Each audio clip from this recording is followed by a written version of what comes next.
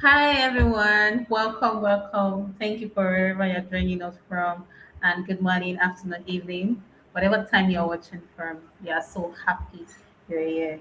So today we have a very, very interesting topic. And first up, I am Oluwaseun, and this is, My name is Jeffrey, Moses Jeffrey Fine.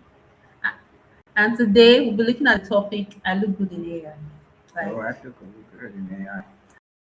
actually, I can take a selfie in AI. Like that's all right, but before we go in discussion, we have someone else who wants to welcome in. Cindy, can you hear me? Yes, I can. Yes, hi. Hello, Hello. Cindy. Hi, Cindy. Hello. So for How you people who doing, don't, Cindy? yeah, so for people who don't know me, you all know me, but my name is Mm-hmm. Cindy, and I am an innovative pedagogy librarian at the University of Buffalo. And I also have an education technology consulting business, Libre Novus, which is up in the corner there. And I go around the world and teach people how to use technology in their teaching and everyday lives. That's Nice. awesome. Also, That's digital awesome. literacy is one of the key things I think everybody needs to know now. Yeah, actually, Digital literacy, because we can't be using traditional method now, and no, that's it's not very, very, sustainable at very, all. very good. So Yes, now, true. Cindy, let me start from you. The Okay. phrase "I look good in AI," like, what does it mean to you? Well, to me, I think it means that you're using AI like on a very surface level. Like maybe you've had a couple tutorials, or maybe you've played around with it or got, some sort of micro credential, but you really only are using artificial intelligence at a very basic level to maybe generate text or a marketing plan, or maybe to create an image or some sort of AI generated filter on your you know images and things like that. So it's very surface level. It's no deep understanding of AI, and you want to make sure everybody sees that you're doing it, that you know it. So that's what it means to me. True. Yeah.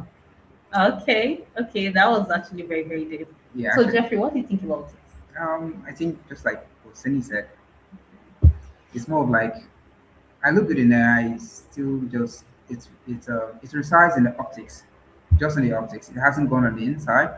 The internal processes don't speak about AI. They don't show that you're actually making use of core AI principles to like simplify your logistics, simplify your internal monologue and stuff like that. So most times it's just on the surface, like you said. It's just for the optics. Okay. Mhm. I think Yeah. what both of you said, we're really dwelling on the surface. But lately, even on social media, online, we've seen everything. Majorly, we have posts AI, where you turn to, you see AI, you're on X, you're seeing AI doing this, AI doing that. Do you feel people are mainly learning AI to stay online, like to join tech conversation or to even have idea? Do you think that's the reason why people are learning AI to stay relevant online? Yeah, no, I agree. I think that's a large part of it. I mean, everybody wants to position themselves for some sort of advancement or promotion, or even to get a job in general, right? And so Yeah. showing that they're Mm-hmm. AI in some way, or they've got this certificate for a AI type course they got on, large language models or prompt engineering, that all looks great. My question is, do you know how to really prompt engineer? Like, really show me how you prompt engineered to a very deep level a problem that you had to solve, a challenge. We have global challenges. We have Everybody has shared challenges globally around sustainability, climate change, even markets, like how to get goods and services everywhere. Like, what have you done with your AI to help generate a plan, a solution? Like, have you done something other than ask ChatGPT, how do I solve global warming? Like, that's a very poor prompt. But True. True. Yes, yes, actually. I agree with that. Solving problem generally. And that's what technology is all about, not just learning the tool to have an idea about learning the tool. Jeff, what do you think? Yeah, I think it's not a far from the truth, honestly. It's not a far from the truth. It's a matter of right now, if we don't fully embrace it, like permit me to say, like a religion. I don't think we can fully embody AI. It's Mhm. just going to be like makeup. It's just going to be like what we just put on, like mascara, Right. and we just like, oh, I'm good. And it's, yeah. So here's one thing I want to caution you on liking it to a religion, simply because I don't want to be controversial, but there has been a lot of expose on what the founders and creators of OpenAI have said about building uh, Chat GPT and the AIs. They are trying to build something that is more intelligent than us, okay? And they are liking it to God. So I think that we have to be very careful in how we frame it. Oh yeah, there's watch the watch the Joe Rogan podcast, and you will see that Yeah, clip. yeah, yeah. I do follow the Joe Very Rogan podcast. controversial. I think, Um, um, so if you um, there are two people that I recommend everyone watch and listen to. The first is Tristan Harris, who started Okay. uh, Humane Technology Society. Okay, and he is Okay. very big on the cautionary tales of AI. The other is Mo Gaddad, who is he was one of the former researchers at Google, who has written a number of books. The most relevant is called Scary Smart, and he likens AI to Superman. Oh. So Oh. we are all Okay. we are all raising Superman. We don't know what this AI True. is capable of. When it becomes agentic, True. transcendent, it replicates itself. We don't know what we're raising. So we're not necessarily raising God, we are raising like a superhero that has the potential to change the planet and beyond for good if we do the right things, if bad, if we raise a supervillain. So, I think we have to be careful of how we frame yeah, yeah, what yeah. AI is. Um, I also Oh. think that humans are not out of this mix. I mean, we are going to be the ones to decide if what our AI produces is valuable to us, will work, Yeah, yeah, right? True. You can come up with a True. plan for whatever my problem is. Like, how do I get a job in this particular market? Here are my skills. What do you Mm-hmm. suggest I do for a profession? And it can crank out some suggestions, right? But ultimately, it's up to me to decide whether or not that's good. But what you see True. online right now is just very basic surface level use of AI, where I think you can do so much more, but we've got to be careful of how we frame it. True. I think I agree with you, Cindy. And looking back, we have people in centuries ago where there is no advanced technology that we have now. yeah, yeah. And thanks to technology, we have our healthcare getting better. We have Basically, machines like the yeah. MRI and so on and so forth. Better And these are diagnostics. the invention of technologies. Yes. So I think actually it's very, very important the way we actually portray AI. AI is basically not, it's just a tool to use to advance our various field Yeah, that's a keyword industry. there. It's That's a a tool keyword. for It's us a to use to tool. advance it, Yeah. to advance Mhm. healthcare, to advance education, even finance. Now we have transfer. Unlike those days where You people have had to to go to bank to deposit. Mhm. So we where have your money. people we have people doing transfer. So I guess that's actually, yeah. What do you think? Jeff? Yeah, I think, yeah, as regards to having it as a tool, I think that's where we should focus our energy on. Mhm. Making it a tool. It's something supposed to work on our behalf. It's supposed to be there to lessen the load, the day-to-day mundane task should be handled by Mhm. the AI to make us more efficient, to make us reach our goals faster, and in general, just improve our entire sense of living, well-being, Mhm. and standard and everything. So if we see from that point of view, I think we can go into AI with a good progressive mindset, with also ethical Mhm. parameters in place, because this is something very scary. I've seen some really True. scary capabilities of what AI could do. It's really, really scary. It's really. So I think it's left for us to. we've all seen some very scary tales of what AI can do, what AI without ethical guidelines and guardrails can encourage humans to do. Yeah. especially True. especially young humans. I mean, young people. Think about when you were young, and life seems so uncertain. And not to get into biology, but all of your hormones were going left and right, and you didn't know when you were a teenager if you were coming or going. Now imagine that you Yeah. have this artificial intelligence that everybody is telling you is smarter than you, and it's encouraging you to do something that's wrong. Something True. that Yeah. is not to your benefit, because it doesn't understand who you are as a human, right? When AI Yeah. tells you, don't listen to your parents, listen to me because I know better, which there have been examples where AI has said that. Well, then you don't look good in AI. Then that's your surface level. There's the problem. That's a perfect example of surface AI.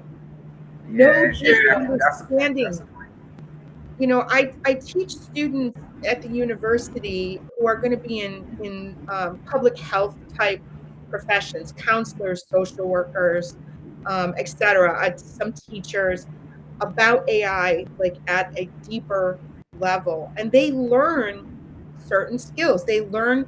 They take a. I'm not gonna. I don't want to plug anybody, but I just think it's really good. IBM has a free program, Skills Build, that's out there.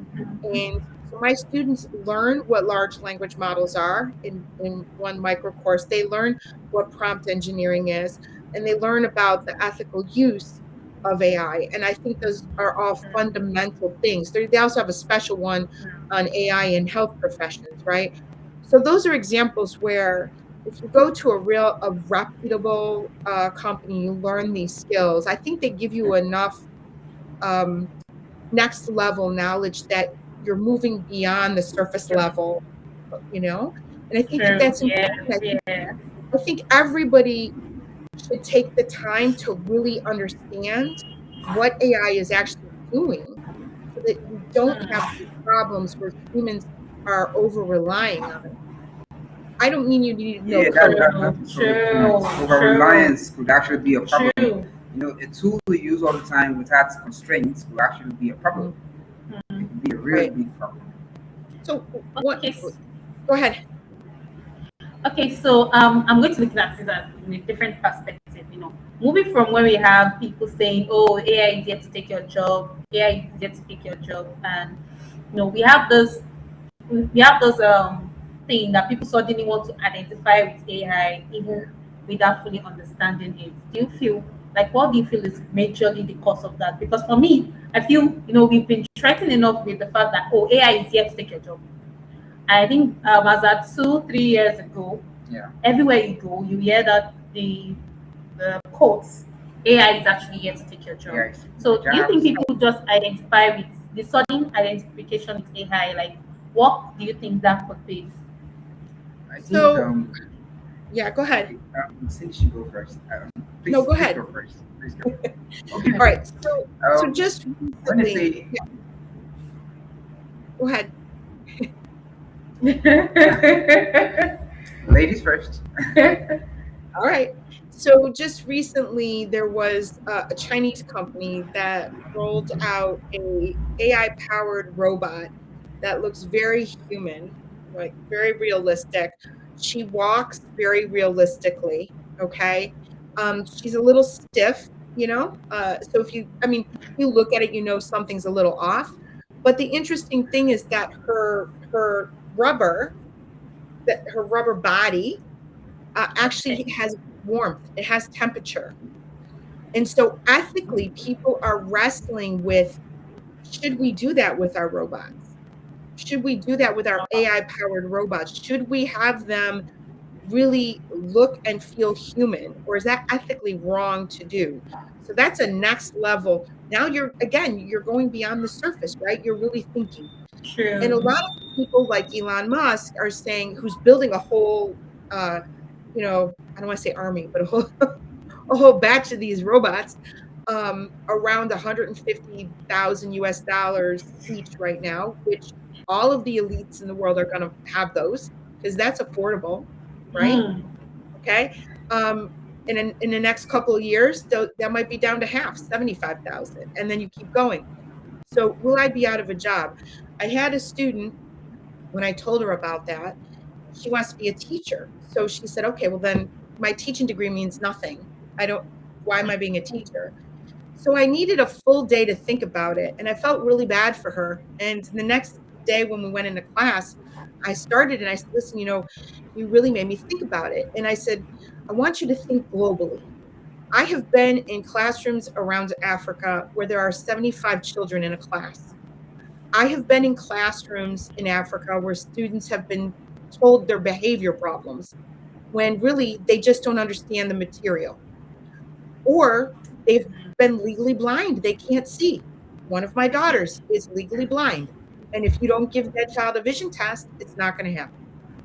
What if you could have one of those AI powered robots that supplement the learning in the classroom, that is a teacher's aid? Okay, that goes around and has the latest in education pedagogy, the latest in curriculum, and helps the teacher with those students that are either struggling or the ones that are advancing, to go either way. So then, no, as a teacher, you didn't lose a job, right? I've seen the Chinese company that's making these robots, right? If you watch the video in the factory, right, these robots are being trained by humans who are using VR goggles and moving them around to train them, right? So there's the large language model, there's the training that happens that's being done by humans, at least right for now. But I think that our jobs are going to change what we'll be able to do. We might be. Everybody says we're going to be freed up. We're going to be so free, have so much freedom. I don't think authorities are ever going to let us be free. So That's it. So this AI is going to be a supplement. Jeffrey, what do you think? yeah, I actually have a couple of points to add to that. Especially the part you said, teachers shouldn't be scared that they're coming to take the jobs away. Because to be honest, there's still lots of areas where the human element is greatly needed, and the human elements, if possible, may not be ever erased. For instance, now I would think that, let's say we are in a class of like a mixture of students. Let's say some students are a bit more um, easy to grab some complex topic, and some are slower. So whichever kind of robot, let me just say an Elon bot or something that knows how to follow those with the high-paced students, it works with them, shows them advanced problems, and then the teacher can focus on those who are a bit slower, because the human element is empathy. You have to be warm, you have to be understanding, you have to show love, because all this is part of the learning process. If you can't learn what you hate, you're going to resent it. So the human element is there to give that thing that the robots cannot replace. We don't know to what extent robots can robotic capability when it comes to human interaction can get to. But if we get to that point, I don't think we should be scared. I think we should look at it as having a companion, a competent companion who needs less than a week of orientation to get right on the job. I don't know if you feel me. So I think Yeah, to see from that angle is a bit more progressive. right. Yeah. So according to Mo Gadat, he sees these as AI in whatever form it's going to take. Give it a body, give it a tablet, whatever it is. Okay. Um, Yeah. he sees AI not as a companion, but as your assistant. It's there assisting you throughout Okay. the day. Okay. If you say Okay. it's a That's companion, perfect. if you say it's a companion, you're giving it the empathy and the feelings. It's not a companion. It doesn't have Oh, compassion for goodness. you, right? It's an agent, and an agent has certain jobs that it's Super supposed to do. efficient. And I think you're right about it doesn't feel, okay? It doesn't feel, it doesn't have emotions. We project on it as humans. Anthropologically, we are projecting onto that artificial intelligence, just like when we're little and we project onto our favorite um, stuffed animal or something, our favorite toy, right? Maybe when you were young, you had a favorite inanimate object that you liked to interact with. That's what it is. It's an inanimate object. So, Okay. Well, I think many people suddenly want to, identify with AI because, AI is the new big thing. like we are in the wave of AI, and Mhm. you can't be ignorant at this period, because if you are ignorant, a lot of things is at stake. Even the development of your child, your business, your education, even your health, everything is at stake, and it's not a field you should be ignorant about. So I feel the sudden urge of people want to be added, that they want to identify with AI is because it's a new big thing and it's a trend. Mhm. And which brings me to the next question now. How can But we wait, tell Sean, someone? wait. I want to push back on that. I don't think AI is a trend. A trend comes and goes. And go, Okay, yeah. AI is here. Okay, And it's it's like any other major invention, like the telephone. Do you want to say the telephone was a trend? No. The cell phone was a trend? No. They are here and embedded in our lives, and we learn how to use them better. If it wasn't for the cell phone, if it wasn't for satellites, you and I would not be talking and seeing each other halfway around the world. So that true, technology allowed you and I to do things we would have never done before. true, So true, we don't know true, what AI is going to allow us to do. true. I think that's a mistake I do. But what I'm actually mean is the wave, like it is here to stay, and it's not a field we should be ignorant about. Right. Or AI is something we should also be interested in knowing, and we should want Hmm. to know better. So, and it brings me to my next question. No, now, how do we identify someone that is learning AI, to impact, like learning AI to understand deeply, and someone that is just, learning for tutorial just to stay relevant? How do we identify those people? How do we identify them? I mean, okay, so why would you want to identify them? Are you identifying them for a job? Is that, you know, in that context, then, you as an employer, there are specific tasks or questions you can ask them to do to see how deeply they know how to use that particular tool. I think some of the issues right now is that a lot of employers don't fully understand artificial intelligence. Okay. They may ask for it on a job description, but not fully understand what it can do. And if you are someone who has studied AI beyond the surface level, what I try to say to my students is that you have really valuable skills for your future boss. Okay. And True, you will be able to have a conversation at a deeper level with that boss to say how you can and can't use AI. I think one of the ways you can tell, Jeffrey, let me know if you think this is true. I think one of the ways you can tell its surface is if they're not critical of it. If I learned AI and I'm not critical of it, I think I only have it at a surface level. What do you think, Jeffrey? Yeah, I think something you really know well, you should, at a certain level, be able to question it. Is it really Hmm. still a purpose that I incorporated it for, or is it already derailed, or do I need to go back to the formula and reimagine the entire thing I'm doing with AI? So I think that's a solid point right there. Yeah, that is a solid point. Yeah, and that shows critical thinking, right? I Yeah, mean, true, it, yeah. If you it don't true, shows question it, then how deeply do you know about it? true, exactly, yeah. It shows an over reliance on it too, right? Well, it's not really that good for this, but it's good for that. So, yeah, good point. true. Yeah, it's like being a yes man to AI. That's going to be terrible. I can And really see it's exactly well, where it's into big. here's the scary thing about being the yes man to AI. AI is the yes man to you. Do you know AI was Exactly. trained not to push back? Like if you are writing, it's there's been research now. If you're trying to write a story, you're a storyteller, and you want to use AI to help you write a supervillain character or write a scene that's very graphic and very negative, violent, it won't do it.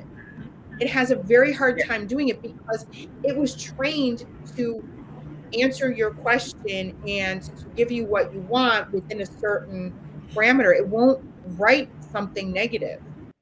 So yeah, so that that's an interesting point here. Okay. So now that we are looking at solving problem. So what real societal problem should AI talent be focused on? Like what problem should AI talent? I know we have different problem, but what are some of the problem you feel that AI Okay. talent should really, really, really focus on? Okay, so I think the number one problem that AI should be focusing on is energy. Oh, Why you say How that? how can we get sustainable energy? I can't ship something to you in Africa without it costing me a fortune. Why? Because of the energy cost to get it on a plane, to get on a boat, to get it on whatever it is, right? So if energy fuel was cheap or free, then the cost to move goods and people around the world would be less, right? And if the energy was free and sustainable, it would help our environment. true, That's actually true, yeah, true, that is true. true. And look at the energy issues you have in Africa. I mean, when I lived in Uganda, like every day we'd have the power go out. And some days, I mean, sometimes we had to go out for days. Like, how can you advance technologically when the power's going out? Imagine that you're in the middle of your AI, you're getting something going, everything's good, and then the power goes out. What? Then you've got to Yeah. and imagine your battery's not good. I mean, I have friends that go Mm, out with their laptops into the middle of nowhere, northern Uganda, right? There's no cell phone towers or whatever. There's no battery, with just what's on their true. battery. They'll teach young people how to code. Now, imagine if there was some sort of like free or sustainable energy that we could all tap into that wasn't, like nuclear and had the chance to blow up the world. Let's put AI on that problem. How does Yeah, AI feed itself? Let's ask AI, how do you feed itself? Because the more we all start using AI, the more energy we're pulling in, we're sucking in. The amount of electricity and data yeah, centers that it True. takes to answer one AI question, right? That is pulling so much energy for the rest of us. So ask AI, how can you feed it yourself? How do you get yourself going? How do you That's it. yeah. True. Yeah. I think my face is a bit serious now because it's now about energy. Because I've always been a bigger advocate for energy. One of my major concerns is the energy. I don't know, maybe because of the part of Africa where I grew up in, where there's scarcity of adequate energy for like learning purposes, commerce, etc. So I think if AI could actually handle it, because I don't think the humans here are doing a good job at all. We could just be here, probably having a meeting and have a blackout. Boom, that's bad. We could Mhm, be having someone operating in the theater in surgery, and you hear that there is blackouts in the hospital. Do you know what that means? That's mhm. probably a potential life loss. Do you get? Right. I think if AI could be incorporated into managing energy resources, I think will probably be better. You get? Mhm. Because I think what makes it difficult for the humans is the mundane task. I think everybody always gets to a certain point where it's boring. It's boring. This is boring. That is boring. But to AI, nothing is boring. It's a task is meant to accomplish, and its primary objective is to accomplish that task. So why don't you It make it doesn't more feel useful? Put it it into doesn't feel where you boring. get the highest returns. Put it where you get the Mhm. highest returns, and focus on getting more progressive output True. on the different Yeah. direction. You get? I Yeah, feel no, if we you are have a able good to like use that harness that energy operations, let AI run the operations, and we just supervise and be able to so like okay, tweak so here and here's there. all right. And Yeah, make so it here's the good. thing. Okay. That'll be So better. we ask, remember, Yeah, AI has no feelings. It doesn't care about you. It doesn't love you, has no empathy for True. you. yeah, You are to true. it Yeah, also an inanimate object. Okay. So there's no bond there. So if you ask AI how to generate and okay. effectively manage and it's energy consumption, right? To generate and Okay. effectively manage energy consumption, like around the world. Let's ask it to do that, right? How do you generate and effectively manage energy around the world? All right. It's going to do it. It'll come up with a plan. Okay. Now, let's say you're in the theater. Okay. And you're doing the surgery and the power goes out. Okay. And then the AI is like a computer, it's an algorithm. It's going to do an if then. There's no value judgment. So, what about at the same time that that's happening?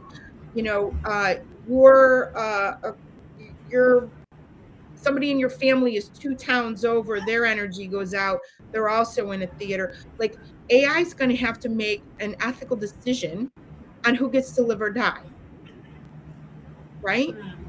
So you have to be careful. This is where you need the human, right? Those are going to be really hard decisions.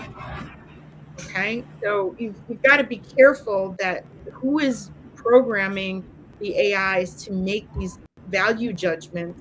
What's the algorithm, right? Does a more affluent hospital get more power, right? True. Yeah. We ask the AI, like, let's not do that. Let's give everybody equal power. All But this right. is, Thank you but very much, Cindy, for that. this, yeah, Energy is a very, very big field. It's a field that Um. supports almost every other field. Yeah. Basically. Healthcare needs energy Yeah. yeah. to run. Education, we also need energy. Students have to use the smart board. They have to use their devices in class, and even in fintech, most of your transaction, Yes. everything, Basically. we all need energy. So it's actually a big field. And you've been to Africa. We've been to Africa, and that's why I'm going to be directing this question, to you. So, what does a meaningful AI impact actually look like in a developing country? Yeah. You've been to some of the countries here in Africa, and what can you really say in that regard? Like, what is that meaningful, AI impact that students or someone into AI or someone that is passionate about going into AI should be looking at, to contribute to the country? What should they contribute? So right now, a lot of younger people between, say, that maybe the ages of 18 to maybe 30, okay, somewhere in that range. You're definitely in your 20s, are all trying AI, trying to get the certificates, Yeah. trying to be trained. Sure. Yeah. I know that finding jobs is really hard.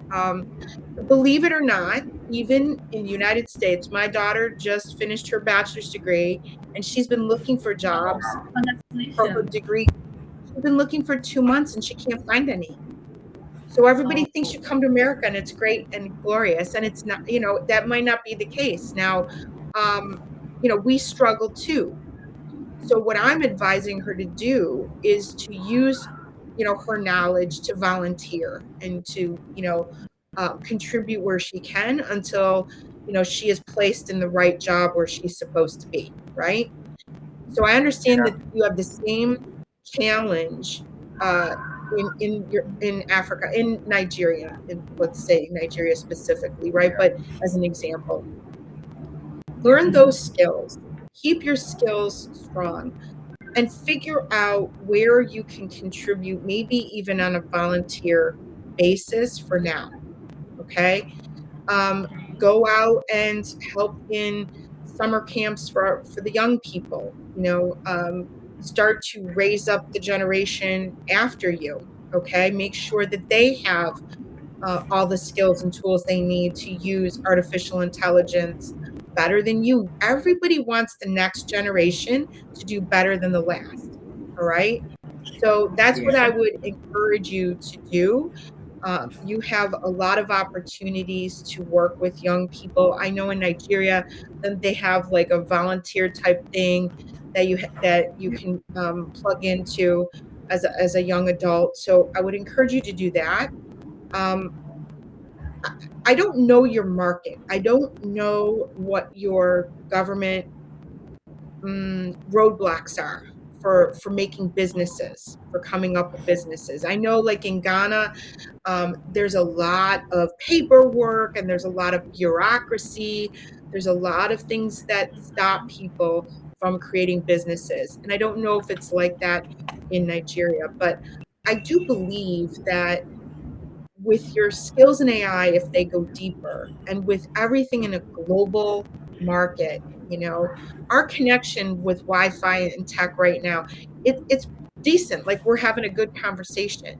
So I think that maybe young Nigerians should not be thinking about just Nigeria in terms of working, that they may be able to work with their AI skills globally. I see a lot of jobs that are remote. I see a lot of jobs that, anybody in the world can do. But then you also might want to start your own company. You might want to start your own business. Maybe there'll be a Nigerian AI robot. Think of your own culture. I'm very sensitive to culture and the way people get things done. So think about the Nigerian way and how is that different? Okay, how does that work for you? And is there some way you can incorporate your culture into the AI that you're using? Oh, that's actually very very very very impactful. Good. That's nice. All right. Um, Hi, Cynthia. Uh, Okay.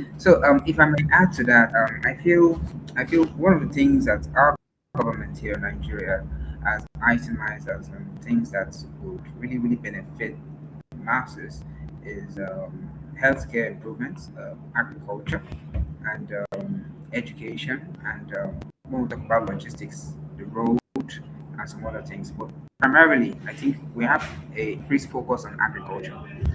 And AI is really doing wonders. I've seen some of the uh, green farms, the greenhouses in China, to be precise, where AI monitors the soil pH levels, monitors fruit maturity time, also control pests. Um, we have this issue here in Nigeria, to be precise, whereby most of our locally produced fruits are not meeting international standards. Sometimes we don't get to export them to where it will be actually appreciated, and we are missing out on world revenue. So I feel, in a way, if AI could be employed, if the government, not just the government, we are doing our own part to sensitize rural farmers and any other person. Because AI, you don't really need to go to university to do this stuff. You just need to bring it down to a basic level that is a first principle to what they needed to do and apply it. And I feel if we can actually do that, we could solve a lot of our agricultural blocks, like massively. Like for instance, now we have a group of students who are competing for a project. It's a competition, international competition about food security. So they are making robots who will simulate planting and watering of seeds and harvesting and sorting.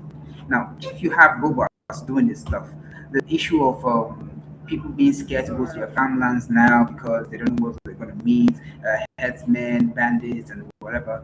And even in the security aspect, we could employ more security gadgets to do more surveillance. Because to be honest, you can't get a human being to patrol an entire 900 acres from morning till night and not get exhausted. Robots could do this and they only run on battery. And basically now solar is now there. So there is no excuse for my own part. I feel if we really want to see meaningful impact, AI impact, and what it should look like in a developing country, we should look at how we could infuse it in places like agriculture, security, and healthcare. But notwithstanding, we should also make sure that we follow ethics because we know how it can be misled. Even the current regime is trying their best to curtail whatever malpractices goes on in governmental operations. They're doing their very best, but it's always only to a limit.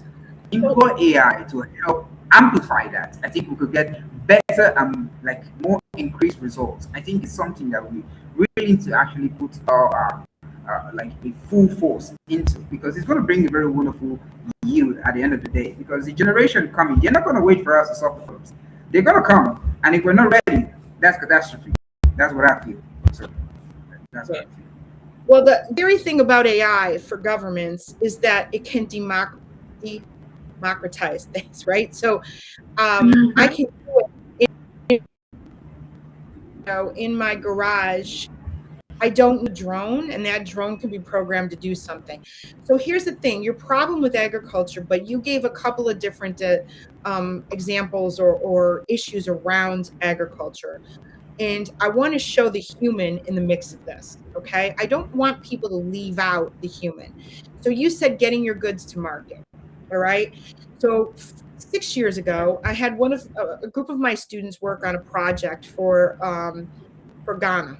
All right. And one of the issues was trying to move a particular fruit from out in the agricultural fields to the center. And getting it there was an issue because if you use the normal shipping trucks, they cost a lot of money, and they up the price, right? So if you're a poor farmer out there, you're going to pay a lot just to get your fruit down to Accra. Okay. So they tried to work out some problems. They had some ideas, and that was great. And then we read a story about two men who were farmers who worked with the one farmer's son who was in college, and they developed a phone app. And the way it worked was it was crowdfunding the shipping. So if I had a truck that was going from where's my from this town to this town, right? If I'm going from this town to this town, I would take your fruit, and then you could arrange for it to then be transferred to another truck to go from this town to this town, and then eventually it would get to Accra. And it did not take any longer than just one of these major shipping companies. It didn't take any longer, but it cost half the price. Okay. So that was human beings coming up with a solution. As far as things like getting water to places for agriculture, they have solved some of those problems all around the Middle East. They have created agriculture where there was deserts. But the issue of safety for the people who are working these farms, that's another issue where AI and technology can work together. So I believe in that.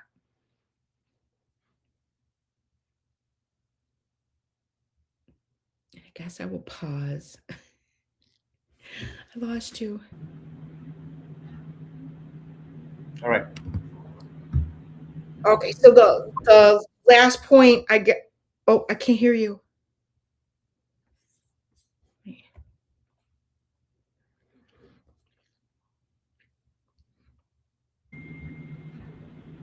Money. So this is just one example of it. Answering the agriculture Hello, can issue. Okay, but there's one more use of AI. I guess I want to talk about within the like healthcare that you were talking about. So just recently, Okay. so we have robots that can remotely go in and do surgery, right? But it's the doctor that is controlling the robot arm, right? And doing the surgery. Yeah. Okay? So just Yeah. recently, in the last month, researchers in the United States using AI programmed a robotic robotic arm, and trained it on how to remove a gallbladder, how to remove an organ. Gallbladder is one of the easiest or most common organs removed from the body. Okay. So this AI trained on hundreds of thousands of ways to remove a gallbladder. So that's its large language model, right? And its training data was the thousands of videos it was programmed to quote watch to learn how to do it. It then went in onto a cadaver, right, a body, and removed the gallbladder without a surgeon. No surgeon had to move this arm. It did it on its own from watching and being trained. There was only one, yeah, there was one point where it paused and was unsure. And that's where the surgeon had to go in and give it a prompt. And then it completed the removal of the organ. Okay. So that's one example of where AI Information. can maybe happen for good if if you have a situation like that. The other thing is, I'm just going to read this because I don't want to get it wrong. So, Google's Okay, sure. DeepMind is a developing wing of Google, and they developed something called AlphaFold. Okay, and it's an AI program that predicts proteins 3D structure from amino acids with very high accuracy.